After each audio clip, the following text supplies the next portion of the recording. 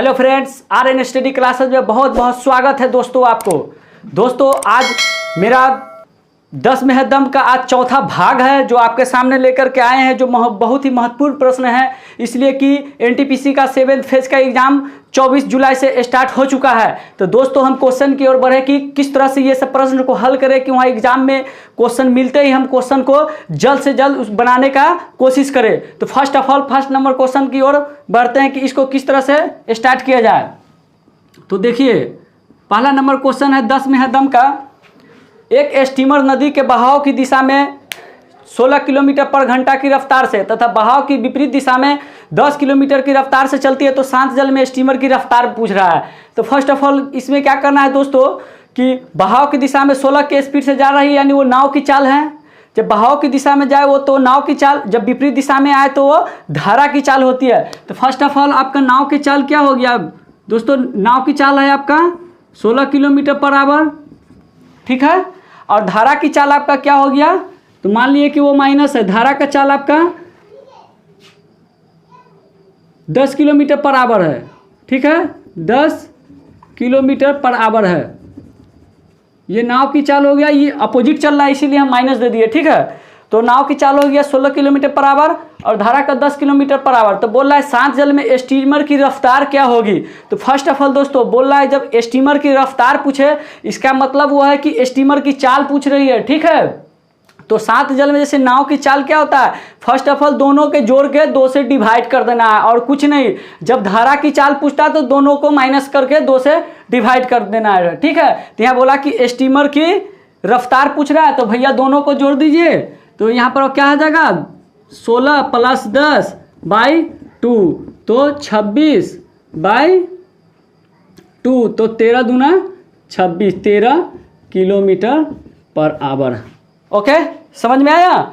ऐसा प्रश्न पूछे जाते हैं, ठीक है। इस प्रश्न को बनाने के लिए माइंड में ध्यान में रखना है आपको कि जब धारा की चाल पूछेगा तो दोनों को माइनस करके 2 से डिवाइड और नाव की चाल पूछेगा तो दोनों के जोड़ के 2 से डिवाइड। ओके, 2 नंबर क्वेश्चन की ओर बढ़े, इसलिए कि टाइम बहुत नज़दीक आ चुका है एग्जाम का, ठीक है। तो हम लोग के अच्छा तरह से प्रिपरेशन करना है अब, इसलिए कि अब 10 में एकदम हम सप्ताह में अब लगभग 3 बार हम क्लास आप लोग के कराएंगे, ठीक है, इसलिए कि एग्जाम बहुत नज़दीक आ चुका है। तो 2 नंबर क्वेश्चन देखें। एक व्यक्ति 2 घंटे में फर्स्ट ऑफ ऑल एक व्यक्ति 2 घंटे में धारा के अनुदिश 26 किलोमीटर नाव खींच सकता है, ठीक है। और किंतु धारा के विपरीत वह केवल 14 किलो खींच सकता है। तो धारा की चाल क्या होगा? तो इसमें सबसे पहले नाव धारा वाला प्रश्न बनाने के लिए माइंड में ये रखना है कि हमको सिर्फ चाल ही निकलना है। तो दोस्तों धारा के अनुदिश जा रहा है यानी बहाव की दिशा में जा रहा है और सिर्फ फर्स्ट ऑफ ऑल चाल ही निकालें तो हम प्लस यहाँ पे ले लेंगे, ठीक है। ये धारा की दिशा में है। चाल निकालने का क्या फॉर्मूला होता है? दूरी बटा समय। दूरी आपका 26 है और चाल टाइम 2 घंटा ले रहा है तो चाल क्या हो जाएगा? ये दूरी बटा समय। और विपरीत में आइए, विपरीत में क्या बोल रहा है कि विपरीत में वह 14 किलोमीटर खेता है, बस वही 2 घंटा में 14 किलोमीटर जाता है। तो ये 14 के 14 दूरी बटा समय, चाल निकल गया तो 13 हो गया आपका चाल, 1 का 7 चाल हो गया, ठीक है। ये आपका स्पीड हुआ। फर्स्ट ऑफ ऑल ऐसा प्रश्न हम स्पीड ही निकालेंगे, ठीक है। अब उसमें क्या पूछ रहा था तो धारा की चाल क्या होगा? तो धारा की चाल अभी बताएं। जब नाव की चाल पूछे तो दोनों के जोड़कर 2 से डिवाइड, धारा की चाल पूछ रहा था दोनों को माइनस करके 2 से डिवाइड। तो क्या हो जाएगा यहाँ पर बात? धारा की चाल 13 - 7/2 तो 6/2 तो 3 किलोमीटर पर आवर आया। बिल्कुल समझ में आ रहा है क्वेश्चन? कोई बड़ी बात नहीं है क्वेश्चन में, ये सब क्वेश्चन में कोई दम ज़्यादा है नहीं, सिर्फ शॉर्ट ट्रिकली हम बताएंगे आपको। 10 में है दम का जो आज मेरा चौथा भाग है, हम हमेशा 10 में है दम प्रश्न पर हम शॉर्ट ट्रिक ही बताएंगे, ठीक है। तो 3 नंबर क्वेश्चन की ओर बढ़े। तीसरा नंबर किस तरह से बनाए?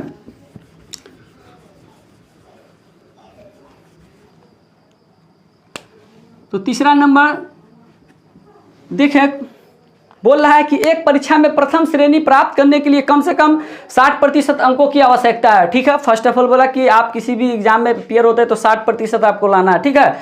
मगर आयुष 447 अंक प्राप्त करता है, मगर प्रथम श्रेणी से 3 अंक कम रह जाते हैं। जो उसका फर्स्ट डिवीजन लाना था उससे 3 अंक कम रह जाता है। तो बोला कि तो परीक्षा में कुल अंक कितने हैं? भैया फर्स्ट ऑफ ऑल यहाँ पे बोला कि 60% अंकों की आवश्यकता है, ठीक है। फर्स्ट ऑफ ऑल हम 60% यहाँ पे लिख दिया, ठीक है। तो भैया ये बोला कि 60% पास होना है, तो आपको 447 अंक आपने लाया और 3 अंकों से आप अनुत्तीर्ण हो गए, तो भैया पास कितना करके यानी फर्स्ट डिवीजन ला सकते थे? तो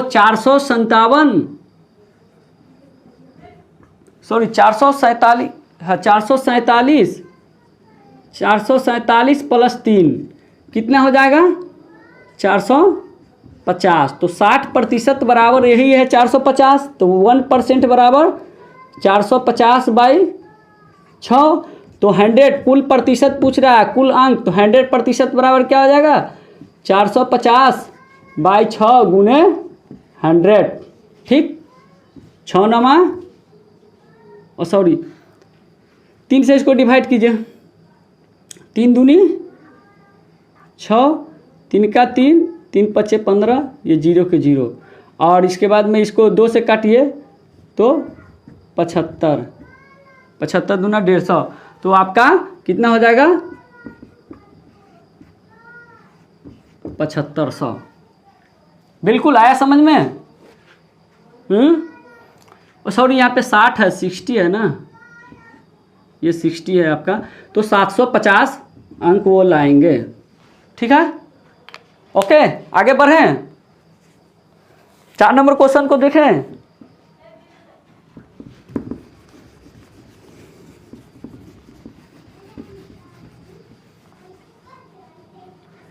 दोस्तों एग्ज़ाम बहुत ही नज़दीक आ चुका है, पर डे हमेशा सेट प्रैक्टिस में रहिए। ठीक है, जब सेट प्रैक्टिस रहेगा तो आप एग्ज़ाम के टाइम में ज़्यादा परेशानी नहीं बुझाएगा। ठीक है, तो 4 नंबर क्वेश्चन देखते हैं।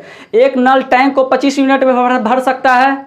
फर्स्ट ऑफ ऑल बोला कि एक टैंक जो 25 मिनट में भर सकता है, मान लिए कि ए टैंक है।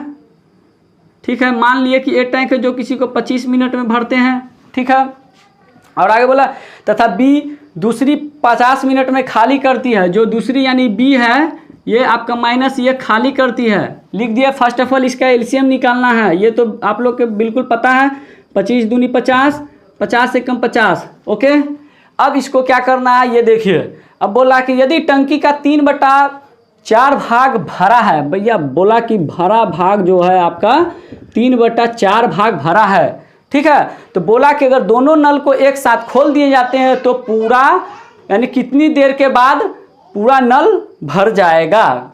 ठीक है, तो हमको भरा हुआ ही पूछ रहा है। ठीक है, तो भैया यहाँ तो ये भरा हुआ है, और ये इसका स्पीड चेक करिएगा तो ये देखिए 2 के स्पीड से है और ये 1 के स्पीड से चल रहा है, तो ये 1 के स्पीड से क्या ये भरेगा? ये भरेगा ही ना, पहले स्पीड चेक कर लेना है, तो 1 के स्पीड से भरेगा। तो भैया टंकी यहाँ पे 50 है मेरा, और 3/4 भाग भरा हुआ, तो क्या 3/4 से ही मल्टीप्लाई करेंगे? नहीं, वहाँ पे ये भरा हुआ भाग है, तो हम पहले टंकी को खाली कराएंगे तब तो भरेंगे। तो आपका 3/4 भाग भरा हुआ है, तो खाली कितना होगा? मान लीजिए टोटल 1 है, तो 1 में से 3/4 आप माइनस कीजिएगा तो क्या 1/4 आएगा। तो ये आपका खाली आया, ये खाली, तो पहले टंकी का खाली कराएंगे। तो यहाँ पे चलाया 1/4 खाली हो गया, तो कितना हो जाएगा? 50/4। 1 के स्पीड से भरना है, या 1 के स्पीड से भरा रहा है, तो गुने +1 जो आप स्पीड आया उसको यहाँ पे लिख दीजिए, इसको काट दीजिए 2 से, तो कितना आ जाएगा? 12.1/2 घंटा। ठीक है,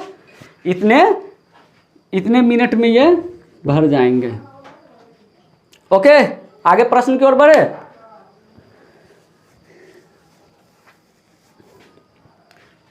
पाँच नंबर क्वेश्चन की ओर बढ़ते हैं। ये सब प्रश्न हमेशा माइंड पे रखिएगा। ठीक है, इसलिए कि ये सब बहुत सेट जब मारिएगा तो बहुत हमेशा बार बार ये सब सेट में रिपीट होते रहता है। ठीक है, ज़्यादा घबराना नहीं है, क्वेश्चन को बहुत बारीकी से पढ़ेंगे, उसके बाद ही बनाना स्टार्ट करेंगे। ठीक है, अगर आपको समझ में नहीं आता है दोस्तों तो कमेंट करके बताइए कि हाँ हमको समझ में नहीं आ रहा है। हम एक दोस्त के नाते से आपको पढ़ा रहे हैं, कोई टीचर के नाते से नहीं। हम एक फ्रेंड है, आप भी फ्रेंड की तरह फ्रैंकली पूछिए और समझिए। ठीक है, तो 5 नंबर क्वेश्चन देखते हैं। क्या बोला? ए एक काम को 8 दिनों में, बी उसी काम को 12 दिनों में, सी की सहायता से तीनों मिलकर 4 दिनों में पूरा करता है। बोला ए 8 दिनों में, बी 12 दिनों में। फर्स्ट ऑफ ऑल लिख लीजिए आप, ए 8 दिनों में, बी 12 दिनों में। ठीक है, और उसके बाद में क्या बोला? कि सी की सहायता से तीनों मिलकर 4 दिनों में सी की सहायता से, यानी भैया इसमें ए बी सी तीनों मिला हुआ है, सी की सहायता से 4 दिनों में कर रहा है ये काम। ठीक है, फर्स्ट ऑफ ऑल ये लिख दिए, इसका एलसीएम निकालिए, 24 हो जाएगा, तो 8 3 24, 12 दूने 24, 4 6 24। ठीक है, और यहाँ पे बोल रहा है यदि कुल मजदूरी 84 रुपया है तो ए का मजदूरी क्या होगा। तो भैया ए का भाग निकालने के लिए फर्स्ट ऑफ ऑल हमको रेशियो सबका पता होना चाहिए। ए का रेशियो 3 है, ये तो आपको पता है, बी का रेशियो 2 है, और सी का रेशियो कैसे निकालेंगे, पहले सी का रेशियो निकाल लीजिए। तो सी का रेशियो कैसे निकालेंगे, ये टोटल आपका 6 है, ये 6 में से अगर ए बी को घटाएंगे तो सी बचेगा, तो 3 2 5 है, ए बी 3 2 5, तो इसमें से घटेगा तो 1 बचा, तो सी का रेशियो 1 आ गया। ठीक है, अब आगे हम पढ़ते हैं, बोला कि कुल मजदूरी 84 रुपया है, तो भैया आपका रेशियो ये 3 2 5 और सी का रेशियो 1 6 बराबर 84। ठीक है, तो 6 बराबर 84, तो 1 बराबर कितना हो जाएगा, 14 6 84। आया समझ में, 1 बराबर 84। तो पूछा क्या, तो सी तो ए को कितना मजदूरी मिलेगा। भैया ए का रेशियो कितना है, 3 है, ए का रेशियो 3 है, 1 बराबर 14 आया, तो 14 तिहाई 42। आप इसको यहाँ लिख लीजिए, 14 3 गुने 14 तिहाई 42, यानी ए को 42 रुपया मिलेंगे। नहीं तो यहाँ पे आप लिख सकते हैं 14 गुने 3। ठीक है, चाहे नीचे भी लिख लीजिए, जहाँ समझ में आ रहा है वहाँ लिख सकते हैं। एक का रेशियो निकाल लिए, उसके बाद में मल्टीप्लाई कर देना। पूछा कि ए कितना कम आया, तो जब टोटल निकाल लिए यहाँ पर ए का रेशियो, बी का रेशियो, सी का यहाँ से घटा करके निकाल लिए हैं, इसलिए कि ए बी से का वैल्यू 6 है और ए बी का वैल्यू 6 है, तो हमको निकालना सी, टोटल में से ए बी को घटा देंगे, सी का मान निकल गया, और तो यही 6 बराबर 84 रुपया है। तो 1 का रेशियो निकालिए, ए का पूछा तो ए से गुना किए, अगर बी का पूछता तो बी के रेशियो से गुना किए। ठीक है, आगे बढ़े, अगला क्वेश्चन देखें किस तरह से बनाए। 6 नंबर क्वेश्चन पर देखते हैं किस तरह से बनाया जाए, समझ में आ रहा है, बिल्कुल आगे बढ़े। तो देखिए दोस्तों, 6 नंबर प्रश्न को किस तरह, बिल्कुल माइंड पर हमेशा ये सब प्रश्न को रहना चाहिए, इसलिए कि हमको 1 मिनट में एक प्रश्न को हल कर देना है। ये चीज़ हमेशा माइंड पर रहना है कि हमको 1 मिनट में या 1.5 मिनट में क्वेश्चन को सॉल्व कर देना, तभी आप स्कोरिंग बढ़ा पाइएगा। ठीक है, 6 नंबर क्वेश्चन देखिए, बोला कि एक परीक्षा में उत्तीर्ण होने के लिए 65% अंक आवश्यक है। ठीक है, एक छात्र को 540 अंक तो भैया मिला और वह 5 अंकों से फेल हो जाता है, तो कोई छात्र अधिकतम कुल कितने अंक ले सकता है। फर्स्ट ऑफ ऑल इसमें क्या करेंगे, आपको 65% अंक लाना है। ठीक है, और 5 अंकों से फेल हो गए, तो मिला कितना अंक आपको, 65 है, और 65% से फेल हो गया तो मिला कितना, 60 मिला ना। तो यही तो भैया 60 बराबर आपका 540 है, समझ में आ रहा, 60 यही 60 बराबर आपका 540 है। ओके, समझ में आया। कहने का अर्थ है कि 65% लाना है आपको, अब 5% से वो फेल हो गया तो लाया कितना, 60%, तो वही 60% बराबर 540 अंक लाया, तो 1% बराबर निकाल देंगे, 1% बराबर कितना हो जाएगा, 540/60। आया समझ में, बिल्कुल। तो कितना, तो पूछ रहा है तो कुल कितने अंक ले सकते हैं, तो 100% बराबर क्या, तो 100% निकाल दीजिए, 540/60 गुने 100, ये 0 से ये 6 नमा 54, 9 बार में, तो 900। बिल्कुल समझ में, ओके, कोई दिक्कत, कोई ज़्यादा प्रश्न ये हार्ड नहीं है। ठीक है, माइंड पर हमेशा इस प्रश्न को हल करने का सीखिए, एकदम 1 मिनट में हल कर देना है, कोई दिक्कत नहीं, आगे बढ़े। ठीक है, तो 7 नंबर क्वेश्चन देखते हैं हम किस तरह से बनाएं। नहीं समझ में आ रहा है दोस्तों, बार बार ये वीडियो को आप चला करके रिपीटेशन करके देखिए कि कहाँ हम क्या बात बता रहे हैं। जो हम बात बोलते हैं उसी में क्लू छिपा हुआ है, मेरा बात को गौर से समझिएगा। ठीक है, तभी समझ में आएगा। हम कोई भी ऐसा पॉइंट हम छोड़ नहीं रहे हैं, इसलिए कि हम एक टीचर के हैसियत से नहीं पढ़ा रहे। बहुत से ऐसे सर होते हैं कि नहीं भैया सब हम वीडियो बना के ही भेज देंगे तो फिर हम कमाएंगे कहाँ से, मगर हमको कमाने का कोई मनसा नहीं है। हम पूरा चैप्टर का वीडियो 10 में हदम क्लास में पूरा ट्रिकली हम आपको बताएंगे, विदाउट फीस का, विदाउट हर कुछ का। ठीक है, टेंशन नहीं लेना है। तो 7 नंबर क्वेश्चन देखते हैं हम इसको किस तरह से बनाया। एक आदमी ने 2 उधार देने वालों से 24,000 रुपया उधार में लिया। फर्स्ट ऑफ ऑल इसको लिख दीजिए, कितना 1000 रुपया उधार में लिया, तो 24,000 रुपया उधार में लिया, ठीक है, 24,000 तो लिया। अब क्या बोला कि एक छात्र उधार लिए एक ऋण के लिए 15% वार्षिक दर से, एक ऊपर बोला कि भैया हम आपको 15% वार्षिक दर से दे रहे हैं, तो ठीक है, इस पर 15% ये दे रहा है, ठीक है।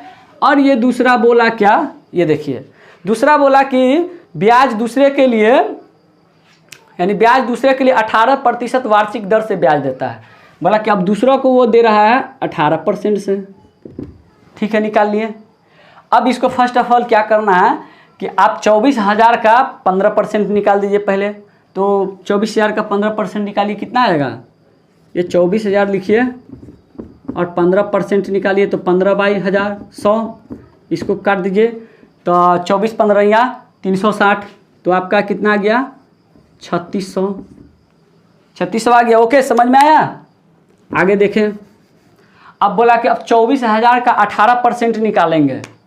24,000 का, ये 24,000 का 18%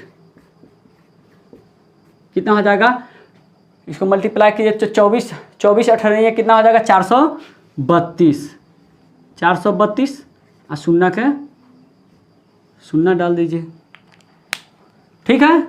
तो 24,000 का 415% निकाल लिए और इसके बाद में 24,000 का फिर 8% दूसरे भाग पे पूछा, ठीक है। अब इसके बाद में क्या बोला, तो एक साल के अंत में वो 4,050 रुपया देता है, वो एक साल के अंत में वो ब्याज। तो दोस्तों ये आपका एक साइड का पोर्शन दे दिया, फिर ये अलग साइड का एक मिड पॉइंट एक साल का दे दिया। तो इसका मतलब ये हुआ कि आपका ये एलिगेशन प्रोसेस ले जाना है आपको। तो मिड पॉइंट आपका दे दिया 40-50, तो आप यहाँ पर 40-50 लिख लीजिए मिड पॉइंट में। अब एलिगेशन में क्या हम बताते हैं, इसको इधर से घटा के यहाँ लिखना है, तो कितना बच जाएगा, घटाइए 450, दिख रहा है ना, कोई एनी प्रॉब्लम। तो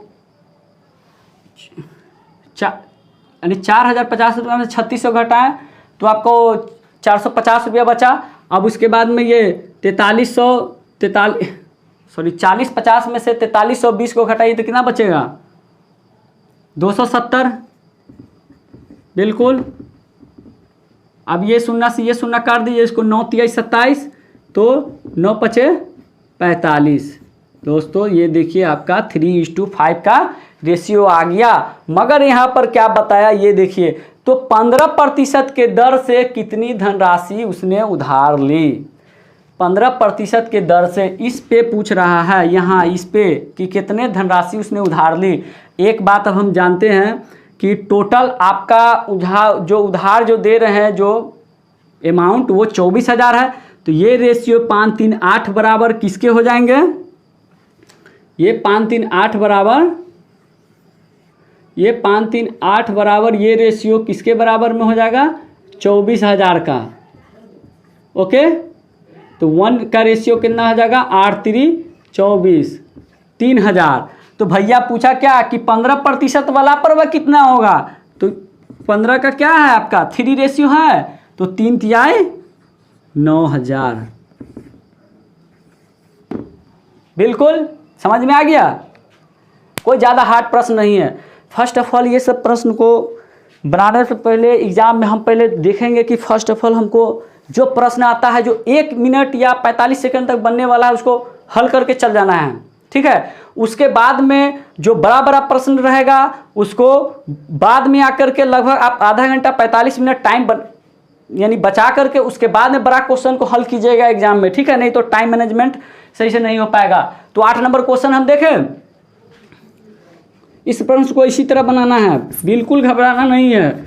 और उसके बाद में आपका एनटीपीसी का एग्ज़ाम होने के बाद में ग्रुप डी का एग्ज़ाम स्टार्ट हो जाएगा, लगभग अगस्त के लास्ट तक समझिए कि वो भी स्टार्ट हो जाना है, ठीक है। तैयारी अभी से ही रखना है हमेशा, ठीक है।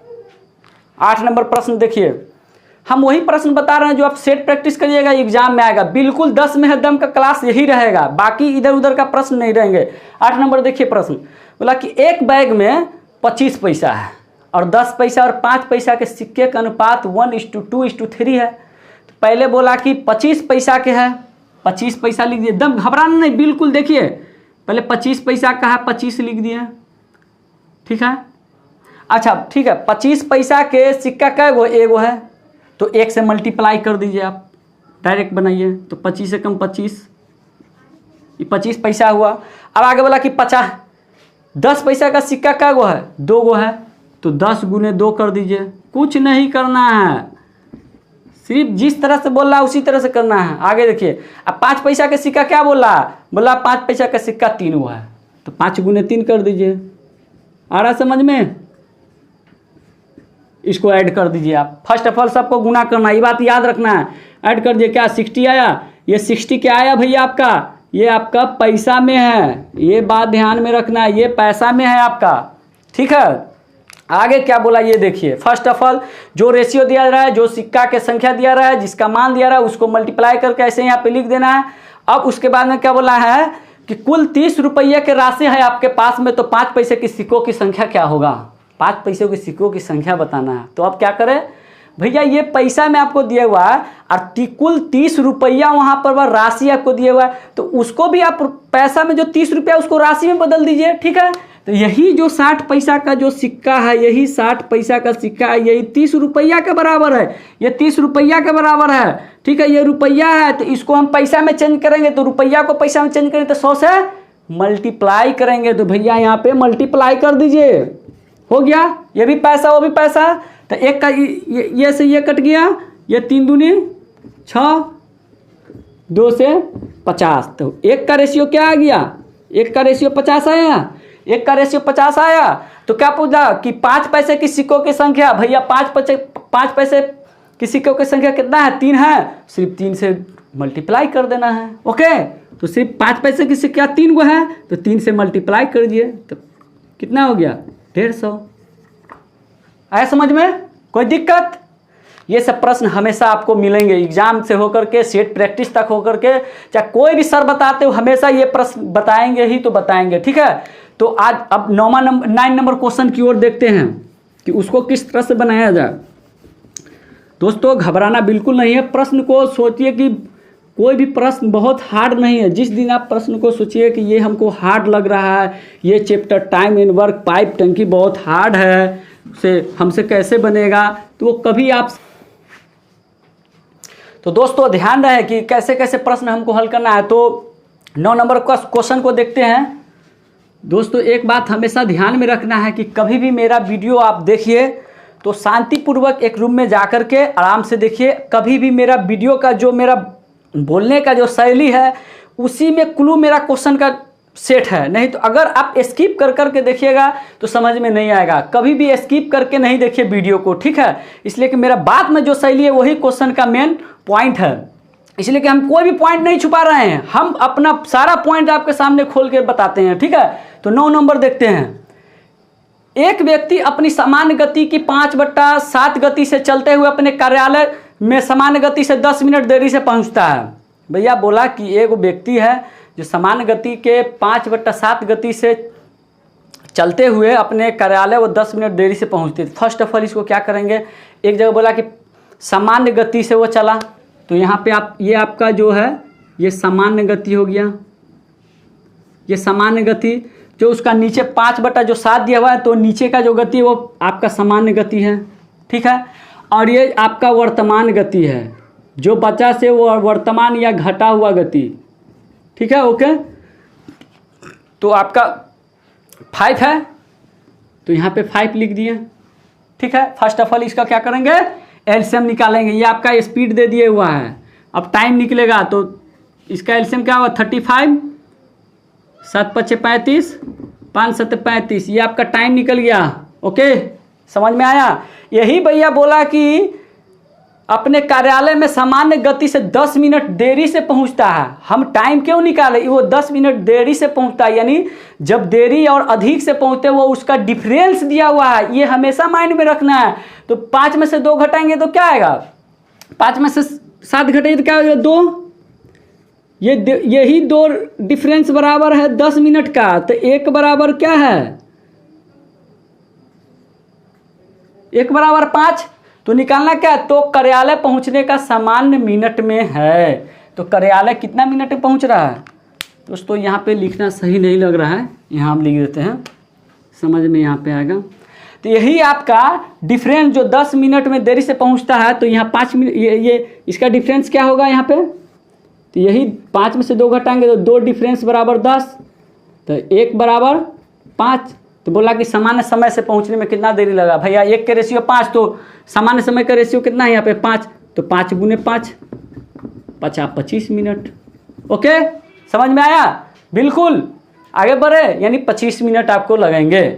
तो 10 में है दम का अब लास्ट क्वेश्चन देखते हैं कि वो कैसा प्रश्न है। ठीक है, ये आपका भाग 10 में है दम क्लास का चौथा भाग है। ठीक है, अब चौथा भाग का लास्ट प्रश्न 10 नंबर देखते हैं कि किस तरह से बनाएं। बिल्कुल जिस तरह से दोस्तों हम मेहनत कर रहे हैं, इसी तरह से आप एक भाई के नाते हो या दोस्त के नाते हो, पढ़ना कभी नहीं छोड़िए। ठीक है, और हमेशा सेट प्रैक्टिस में रहिए, इसलिए कि वो बहुत फ़ायदा करेगा। जब आप पढ़िएगा तभी आप इंक्रीजमेंट करिएगा, नहीं तो आप नहीं कर पाइएगा। ठीक है, तो 10 नंबर प्रश्न देखते हैं, बहुत ही छोटा कॉमन प्रश्न आपके सामने लाए कि आप लोग से बन रहा है या नहीं। ठीक है, तो देखते हैं, सेट में हमेशा आता है। यहाँ पे बता दिया भैया 0.2956 यहाँ पे रेकरिंग। ओके, अब इसको किस तरह से बनाएंगे, ये देखिए इसका वैल्यू पूछ रहा है, तो इसको किस तरह से बनाना है। फर्स्ट ऑफ ऑल क्या करना है कि यहाँ पे जो डिजिट दिखाई दे उसको लिख लेना है। ओके, तो आपको क्या आ जाएगा 2956। ठीक है, और जिस पर रेकरिंग नहीं है, जिस पर रेकरिंग नहीं है उसको माइनस करेंगे। तो 29 पे रेकरिंग नहीं है, 29 पे रेकरिंग नहीं है तो माइनस कर दिए। ठीक है, बट्टा, और जिस पर रेकरिंग है, जिस संख्या पर रेकरिंग है उतना 9 बैठाएंगे, 9। समझ में आया, उतना 9 बैठा दिए। और जिस संख्या पर रेकरिंग नहीं है उतना 0 बैठा देंगे, यानी 0 बैठा देंगे। ओके, अब भैया इसको इसमें से आप घटा दीजिए, तो क्या आएगा 29 27 अब बट्टा सॉरी आया समझ में, तो 2927 बट्टा 9900। ऐसा प्रश्न को इसी तरह बनाना है, बिल्कुल घबराना नहीं है। फर्स्ट ऑफ ऑल लिख देना है जो प्रश्न में दिया रहा है, ये टोटल अंक हो, जिस पर रैकरिंग नहीं रहेगा उसमें माइनस, बट्टा दे करके जिस पर रैकरिंग जितने अंक पर रहेंगे उतना ही 9 डालना है, और जिस पर रैकरिंग नहीं रहेंगे उतना ही 0 डालना है। बस यहाँ से सॉल्व कर लेना है, आ गया आपके सामने। तो दोस्तों आप लोग से यही रिक्वेस्ट है कि आप लोग हमेशा अच्छा से पढ़ते रहिए, एक फ्रेंड की तरह पढ़िए, इसलिए कि 7th फेज का एग्ज़ाम सिर्फ 24 जुलाई से ही स्टार्ट होने वाला है। दोस्तों एक बात याद रखिए, जिस तरह से हम मेहनत करते हैं उसी तरह से आप भी वीडियो की पूरी तरह से देखिए, कभी भी स्किप करके नहीं भगाइए, इसलिए कि वीडियो समझ में आएगा आपको पढ़ाई तभी जब पूरा मेरा बात सुनिएगा तब। दोस्तों एक बात को याद रखिए, जो भी हम वीडियो बनाए हैं अभी से लेकर के लगभग 10 वीडियो या 11 वीडियो हमने अपलोड कर दिया है, उस सभी वीडियो को अच्छा तरह से देखिए, इसलिए कि उसमें बहुत इम्पोर्टेंट प्रश्न हैं जो आपके हमेशा सेट में आते हैं और नहीं तो एग्ज़ाम में आते हैं। उस प्रश्न को सभी को आप जितना जो अपलोड कर दिए हुए वीडियो, वो सभी वीडियो को आप देखिए बारीकी से, इसलिए कि 7th फेज का एग्ज़ाम स्टार्ट हो गया है, नहीं तो आप मिस कर जाइएगा और पूरा वीडियो आप सही से नहीं देखिएगा। तो दोस्तों आपसे यही रिक्वेस्ट है कि अगर आप चैनल पर नए हैं तो चैनल को सब्सक्राइब कीजिएगा ज़रूर, और दोस्तों के साथ शेयर करिएगा, इसलिए कि दोस्तों को भी फ़ायदा मिलना चाहिए। ओके।